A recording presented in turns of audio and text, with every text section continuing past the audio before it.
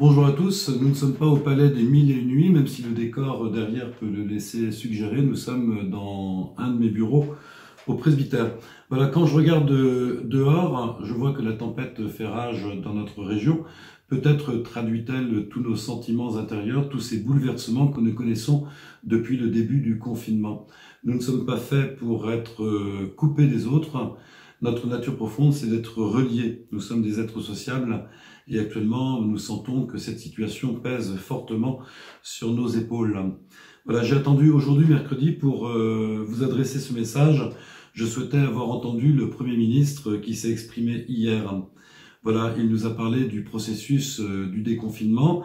Il nous a apporté quelques précisions, mais je pense que certains d'entre vous partagent aussi mon point de vue. Le flou demeure.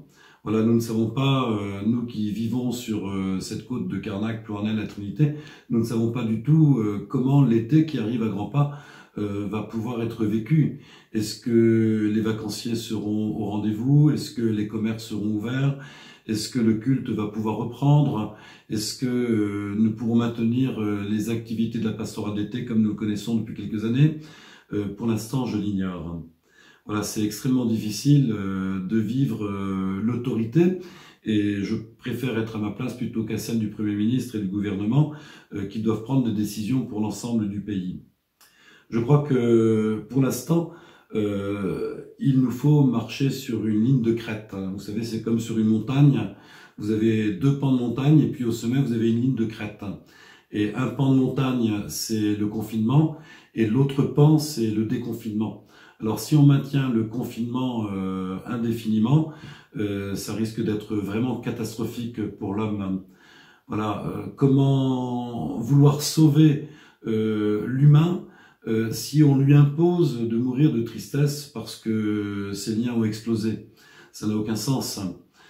Comment permettre à l'homme de continuer à vivre si l'essentiel de sa base est complètement sapé et sa base c'est d'être un être sociable. Voilà, ça n'aurait aucun sens de vouloir poursuivre le confinement indéfiniment. On risque de faire peser sur les épaules de l'homme une situation impossible à vivre. Et puis de l'autre côté, il y a l'autre pan de la montagne du déconfinement. Il ne faut pas que ça arrive trop vite, trop rapidement, trop tôt pour remettre l'industrie et l'économie du pays en route.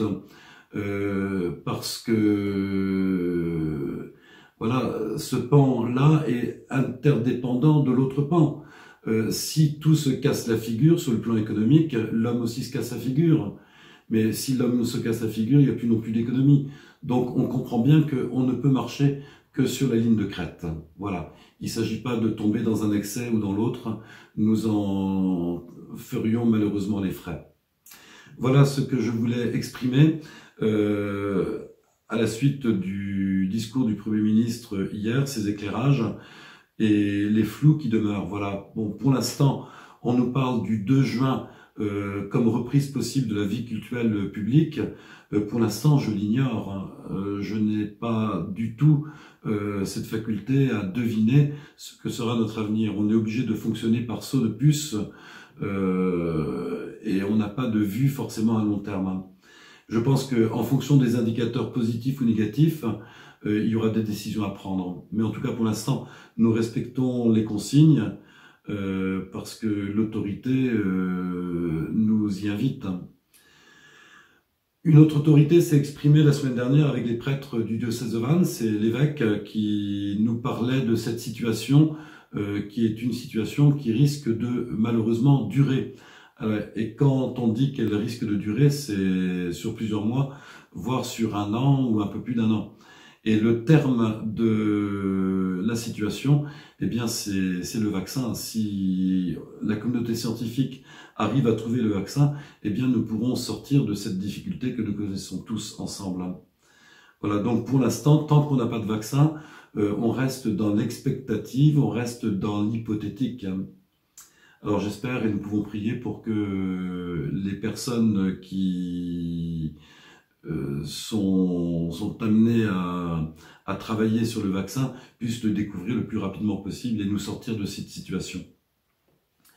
L'évêque, dans le même courrier, faisait remarquer que depuis quelques décennies, peut-être même un siècle, l'homme a connu une croissance exponentielle dans tous les domaines, qu'ils soient économiques, industriels, technologiques, sociaux, etc. Donc on a connu vraiment une croissance sans faille, sans faute. Tout est allé de l'avant sans difficulté. Et aujourd'hui, nous sommes bloqués par ce coronavirus. Et l'évêque nous disait, ben voilà, il faut prendre le temps de réfléchir à tout ce que cela suppose. Alors je me pose la question, mais en un siècle, qu'est-ce qu'on a loupé, qu'est-ce qu'on a raté, qu'est-ce qu'on a mis de côté, qu'est-ce qu'on n'a pas vu qui fait qu'on arrive à cette situation actuelle? Alors peut-être qu'on peut faire ensemble toute une relecture de notre vie, de nos choix, de nos décisions. Qu'est-ce qu'on a loupé, qu'est-ce qu'on a mis de côté, qu'est-ce qu'on a raté? Est-ce que l'homme a été vraiment au centre de toutes nos préoccupations? Est-ce que toutes les dimensions humaines ont été respectées et mises dans l'équation? Est-ce que la nature, avec toutes les dimensions de la nature, elles aussi ont été mises dans l'équation ou rejetées? Voilà, donc il y a tout un travail de relecture à faire et c'est très important que nous ne soyons pas amnésiques de notre passé si nous voulons ouvrir un avenir. Si nous ne voulons pas, dans l'avenir, en sortant de cette crise actuelle, retrouver une autre crise, il faudra forcément qu'on réintègre toutes les composantes de l'humanité et de la nature à notre chemin de croissance. Et avant de vous laisser, je souhaiterais que vous puissiez méditer à nouveau sur l'évangile de dimanche dernier, l'évangile des disciples d'Emmaüs. Voilà, il n'y a plus rien pour eux à attendre de Jérusalem. Jérusalem, c'est un point de mort pour Jésus. Celui qu'ils ont suivi et pour lequel ils ont tout quitté a été crucifié et déposé au tombeau. Alors ils retournent à Emmaüs, leur vie d'autrefois. Et chemin faisant, ils vont rencontrer quelqu'un, nous savons que c'est Jésus, mais eux, leurs yeux sont empêchés de le reconnaître. Et ce Jésus va les pousser à relire leur vie et à relire les événements qui viennent de se produire à Jérusalem. Il leur pose la question, mais de quels événements parlez-vous? Et les disciples vont raconter ce qu'ils ont vu, ce qu'ils ont compris, ce qu'ils n'ont pas compris. Ils vont raconter aussi quelles étaient leurs attentes et des attentes déçues. Et Jésus, comme ils ne trouvent pas par eux-mêmes de sens à leur histoire, Jésus va les introduire au sens. En prenant la Bible à partir des prophètes, il va leur exprimer tout ce qui le concernait. Et les disciples sentent comme une espèce de brûlure, ça les touche, mais ils n'ont pas encore compris la portée de ce que Jésus est en train de leur dire. Et ce n'est qu'au moment du repas partagé, au moment de la bénédiction du pain, que leurs yeux vont s'ouvrir. Ils vont reconnaître dans cet inconnu le Christ ressuscité.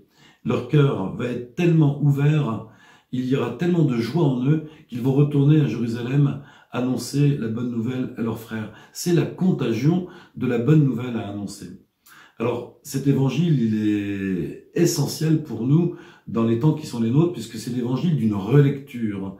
Ils relisent les événements pour s'appuyer comme un tremplin sur ces événements, rebondir et être eux-mêmes, être dans leur vocation profonde, être missionnaires de cette bonne nouvelle. Alors voilà, nous-mêmes, nous sommes sur le chemin de nos vies. Laissons Jésus nous aider à relire notre vie personnelle, sociale, collective, qu'il nous ouvre la route, nous ouvre des horizons, que nous puissions le reconnaître comme compagnon de route chaque jour à nos côtés, que nous puissions avec lui faire tout ce travail de relecture pour construire un monde où dans l'équation, l'homme, la nature et les différentes compositions de l'homme et de la nature ne soient jamais oubliées, mais toujours intégrées de façon à ce que la croissance soit belle et sensée. Voilà, je vous invite à relire cet évangile des disciples d'Emmaüs et à revivre aujourd'hui cette expérience d'ouverture et de construction d'un monde et d'un avenir plus radieux. Voilà, quant à moi, je vous dis à la semaine prochaine et bonne semaine.